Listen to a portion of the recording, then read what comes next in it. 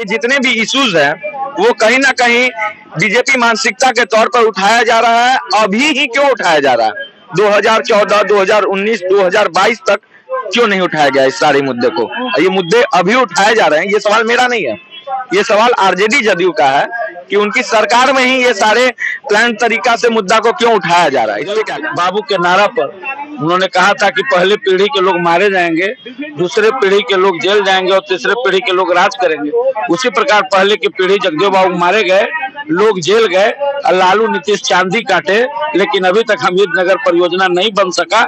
ये पूर्ण रूपेण नीतीश कुमार और लालू यादव जिम्मेवार है। नमस्कार, स्वागत है आपका खबर फर्स्ट में। मैं आशुतोष पांडे इस वक्त मैं मौजूद हूँ गर्दगनी बाग पटना में, जहाँ एक और आज बिहार महोत्सव मनाया जा रहा है। वहीं दूसरी ओर बिहार के ही किसान अपने हक की लड़ाई गर्दगनी बाग में लड़ रहे हैं। वैसे तो भारत को किसानों और जवानों की देश कहा जाता है कि भारत का अस्तित्व जो है बिना जवान और बिना किसान के नहीं होता। लेकिन जब किसान की हक की बात आती है, जब किसान को मुआवजा देने की बात आती है, उनकी जमीन के बदले मुआवजा देने की बात आती है, तब कहीं ना कहीं कई राजनीतिक दल, राजनीतिक महत्वाकांक्षाओं की कमी नजर आती है, जिसका जो रिजल्ट है, जिसका मद्देनजर जिसका रिजल्ट है कि आज किसान, बिहार के जो किसान हैं, जो जेठ के दोपहरिया में उन्हें होना चाहिए था अपने खेत में सिंचाई करनी चाहिए थी, अपनी मक्के की, अपने गेहूं की, वो आज अपने जमीन के हक के लिए गर्दगनी बाग में धरना देने आए हैं। 101 किलोमीटर का धरना है। ये इनका मांग है सरकार से, और मांग भी जायज है। इनका कहना है भीख नहीं हक लेंगे, मुआवजा नहीं तो जान देंगे। क्यों ना दें? जमीन उनकी, मेहनत उनका, फसल उनका। जब फसल का दाम देने का वक्त आता है, उस समय सरकार फसल का उचित मूल्य नहीं दे पाती है। और जब मुआवजा देने की, जमीन देके मुआवजा देने की बात आती है, उस वक्त भी कहीं ना कहीं राजनीतिक महत्वाकांक्षाओं की कमी नजर आती है। हमारे साथ कई यहाँ पे मंच में विराजमान है। तो सबसे पहले मैं माले के वरिष्ठ नेता हमारे साथ मौजूद हैं, विधायक जी। सबसे पहले आपका स्वागत है खबर फर्स्ट पे। और मैं कहूंगा कि इतने जन सैलाब बिहार के किसानों के साथ आप मंच साझा कर रहे हैं, कहीं ना कहीं ये बिहार की राजनीति में एक नया मोड़ है। और सबसे पहली बात कि जब 20 साल पहले 1900 इस पेपर में लिखा हुआ है कि कहीं 1974 का मामला है। 1974 में डॉलर का रेट अलग था, खाद का रेट अलग था, बीज का रेट अलग था।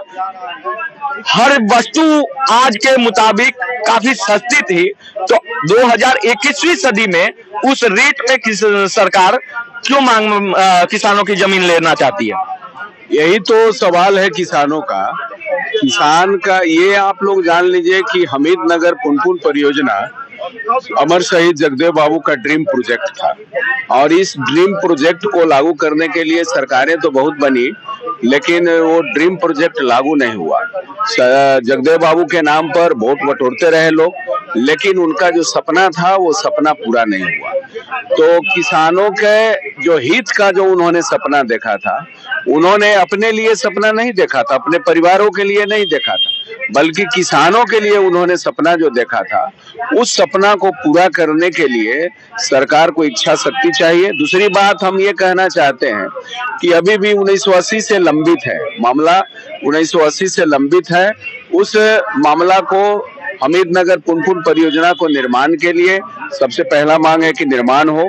दूसरा कि किसानों के जो मुआवजा का रेट है, आप 1974 की बात कर रहे हैं, 1974 के बाद छोड़िए, ये 2014 से जो महंगाई बढ़ना शुरू हुआ, इधर 2-3 सालों में जो महंगाई चरम पर है, उस तुलना में आप देखिएगा कि किसानों के जमीन का रेट जो बढ़ा है, आम जो मार्केट में जो जमीन का जो कीमत है, उस कीमत के तुलना में जो किसानों को दिया जा रहा है 700 रुपये डिसमिल के रेट से, या 44,000 रुपये बीघा लिया जा रहा है। तो ये कौन सा रेट? अगर सरकार किसानों के साथ अन्याय कर रही है, तो इस धरने के बाद का क्या मॉड्यूल है, सीपीआई माले का रोल क्या है? आप देख रहे हैं विधानसभा में हम लोग जो है जनता के सवालों को हम उठा रहे हैं। सीपीआई माले का, भाकपा माले का जो रोल है सरकार के साथ, उसमें हम लोगों ने कहा है, स्पष्ट कहा है कि जनता की जो समस्या रहेगी उस समस्या को हम पूल के रूप में सरकार और जनता के बीच पूल का काम करेंगे। जनता की आवाज को हम विधानसभा में उठाएंगे और हम लोग बखूबी उठा रहे हैं। कल ही आप लोगों ने देखा कि किस तरह से आशा बहनें, आशा कार्यकर्ता जो आई हुई थी, उनके भी सवाल को हम लोगों ने उठाया है और हम लोग याद दिलाते हैं। हम लोग कोई इस तरह का नहीं है, जब सरकार और जनता आमने सामने होगी तो हम लोग जनता के साथ खड़े रहेंगे। जनता के इशू को हम लोग सवाल उठता है, क्योंकि मैं कई बार सवाल खबर पर हमेशा बिहार की जनता, बिहार के छात्र, बिहार के टीचर, बिहार के किसानों के साथ रहता है और हम मुद्दा ही यही उठाते हैं। और जब डिबेट में हम आरजेडी के प्रवक्ता और जदयू के प्रवक्ता को जब हम बैठाते हैं तो उनका सवाल होता है कि ये जितने भी इश्यूज हैं वो कहीं ना कहीं बीजेपी मानसिकता के तौर पर उठाया जा रहा है। अभी ही क्यों उठाया जा रहा है? 2014, 2019, 2022 तक क्यों नहीं उठाया गया इस सारे मुद्दे को? ये मुद्दे अभी उठाए जा रहे हैं। ये सवाल मेरा नहीं है, ये सवाल आरजेडी जदयू का है कि उनकी सरकार में ही ये सारे प्लान तरीका से मुद्दा को क्यों उठाया जा रहा है। इस पे क्या कहना? देखिए, उनकी सरकार तो किसानों को सुनती नहीं है, बल्कि किसान विरोधी कानून लाने वाले हैं। भाजपा तो किसान विरोधी कानून लाने वाले रहे हैं और किसान लड़ करके उनको पीछे हटाया है। आपने देखा है पूरे देश भर के मामले में, तो उनसे उम्मीद भी नहीं थी। सिंचाई, पढ़ाई, दवाई और कार्रवाई के जो नारा के साथ जो महागठबंधन की सरकार बनी है, तो जनता की भारी आकांक्षा है इनके साथ जो बढ़ी है, उम्मीद बढ़ी। तो उम्मीद जिनसे लगी रहती है उन्हीं से मांग होता है। मांग उनसे, ये लोग मंदिर का नहीं ना करेंगे, ये लोग हिंदू मुस्लिम का बात तो नहीं करेंगे, इनको सिंचाई का सवाल है। इसलिए जिनसे उम्मीद रहती है उन्हीं से मांग होता है। ये महागठबंधन सरकार से भारी उम्मीद है, किसानों का, नौजवानों का, कर्मचारियों का भारी उम्मीद है। इसीलिए सरकार बनते ही लोगों ने मांग करना शुरू किया। तो हमारे साथ मौजूद थे भाकपा माले के वरिष्ठ नेता और भी कई सवाल हैं, हम अभी मिलेंगे नेता यहाँ से जो लीड कर रहे हैं, किसान नेता, उनसे भी बात करेंगे, समस्याएं समझेंगे, किसान की बात, किसान की जुबानी समझेंगे। सबसे पहले हमारे साथ मौजूद है मनोज सिंह यादव जी, जो कि इस मंच से संयोजक के तौर पर जुड़े हुए हैं। किसानों की को, बिहार के किसानों का नेतृत्व कर रहे हैं। 101 किलोमीटर का पैदल यात्रा, थोड़ा सा आ गया प्रेम, अच्छा से लेना। 101 किलोमीटर का पैदल यात्रा रहा। इस यात्रा में कई परेशानी आई होंगी, लेकिन आपकी जो मांग है और जो परेशानी आपको रियल में है, उचित है, परेशानी है, उसके सामने ये परेशानी सही पूछिए तो कुछ नहीं है। लेकिन हम तब भी जानेंगे 101 किलोमीटर आने में प्रशासन द्वारा कहाँ आपको रोका गया? प्रशासन का कोई सहयोग नहीं है।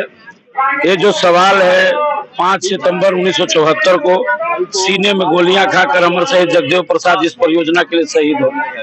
आज 54 बरस बीतने के बाद जो सरकार जगदेव बाबू के नाम पर आई, लालू और नीतीश की 32.5 बरस की सरकार जगदेव बाबू का नाम बोलकर सत्ता में काबिज है, लेकिन हमीदनगर पुनपुन परियोजना ज्यों का त्यों पड़ा हुआ है।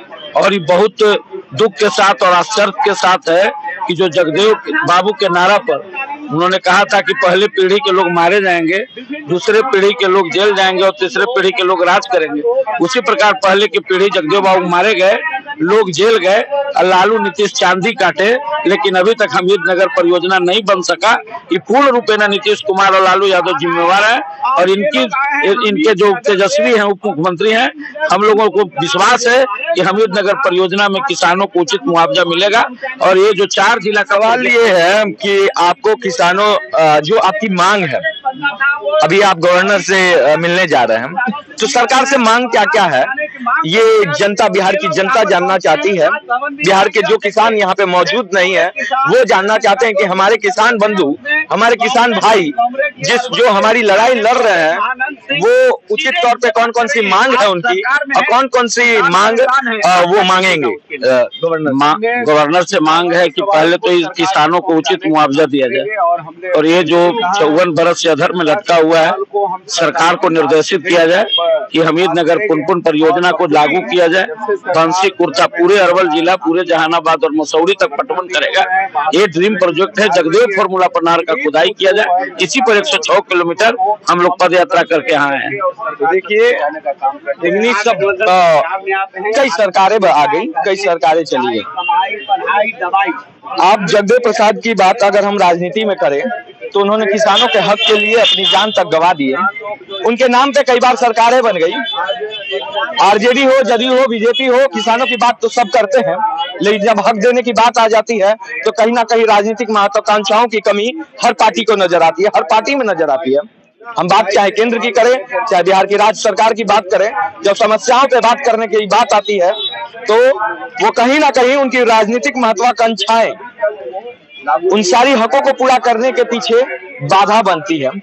तो मेरी सवाल है, और मैं किसानों के साथ हूँ, खरफस्ट किसानों के साथ है, हम किसानों के साथ रहेंगे, हम जवानों के साथ रहेंगे, हम बिहार के युवाओं के साथ हैं और हमेशा रहेंगे। सवाल हमारा सरकार से है, जब टैक्स बिहार के किसान देते हैं, जब बिहार से आप टैक्स वसूलते हैं, बिहार के हर एक आदमी, अगर कोई वो क्यों ना एक छोटा बच्चा भी हो, अगर वो बिस्किट लेता है तो भी वो इनडायरेक्टली टैक्स देता है। जब हम टैक्स मुहैया कराते हैं तो हमारी सुविधाओं की जब बात आती है तो उस पर आप क्यों कंप्रोमाइज करते हैं? क्यों किसानों की हर मुद्दे पर कंप्रोमाइज किया जाता है? चाहे वो खाद देने की बात हो, बीज की बात हो या फिर रेट मुहैया कराने की बात हो। ना किसानों को आज तक भारत के इतिहास में, आजादी के इतिहास की अगर हम बात करें तो भारत के आजादी के इतिहास में किसानों को ना उनके फसल का उचित मूल्य मिला, ना उचित बीज मिला, ना उचित खाद मिला, और जब बात मुआवजे की आती है तो ना ही उचित मुआवजा मिला। इनके मान सही है, इनका दिशा सही है, ये शांतिपूर्ण धरना कर रहे हैं। अब मैं यही कहूंगा किसान से, सरकार से कि आप अतिशीघ्र इस समस्याओं का हल करें, क्योंकि अगर आप हल करते हैं तो 2024 और 25, वो चाहे राज्य सरकार हो या केंद्र सरकार हो, दोनों से अपील है, 2025 और 24 में अगर आपको विजय हासिल करना है तो इन्हीं के वोट से आप करेंगे। इनकी एक वोट आपको गद्दी पे काबिज रख सकती है और इनका वही वोट आपको गद्दी से गिरा भी सकता है। कैमरामैन चिराग के साथ मैं आशुतोष, खबर फर्स्ट।